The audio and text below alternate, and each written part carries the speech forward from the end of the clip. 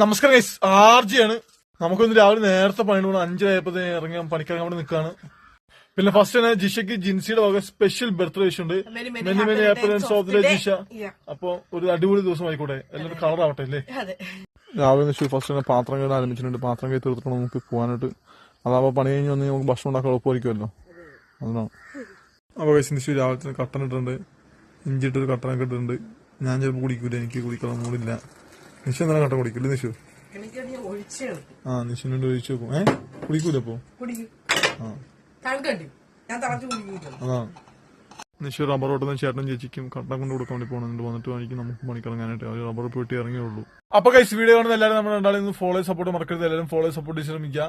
പിന്നെ നിശു വന്നിട്ടുണ്ട്, അവള് കട്ടൻ ചായ കുടിച്ചോണ്ടിരിക്കുകയാണ്. എന്നിട്ട് നമുക്ക് പണിക്കിറങ്ങാനായിട്ട്. അപ്പൊ അതേ ഗൈസ് നിശുവും ചേച്ചി റബ്ബർ ഓട്ടുന്ന ചേച്ചി താഴത്തേക്ക് പോകുന്നുണ്ട്. അത് ബക്കറ്റ് എടുത്തിട്ട് നിശു ബക്കറ്റ് എടുത്ത് വരും. അത് വന്നിട്ട് നമുക്ക് റബ്ബർ എടുക്കാൻ വേണ്ടി പോകാനായിട്ട്. എന്തായാലും വെളുപ്പിനും ഇതാ മഴയൊക്കെ പോയി ഗൈസ്. ഇപ്പൊ നല്ല വെയിലടിച്ചു തുടങ്ങി, കുഴപ്പമില്ല, അടിപൊളിയായിട്ട് വെയിലടിക്കുന്നുണ്ട്. തെളിഞ്ഞു തുടങ്ങി. അപ്പോൾ പെട്ടെന്ന് റബ്ബർ എടുത്ത് തുടങ്ങാം. അപ്പൊ ഗൈസ് നമ്മുടെ അംഗം വിട്ട് തുടങ്ങാൻ വേണ്ടി പോവാണ്. നിശ്ചിത് നമ്മളെ പണിസാധനമൊക്കെ വന്നിട്ടുണ്ട്.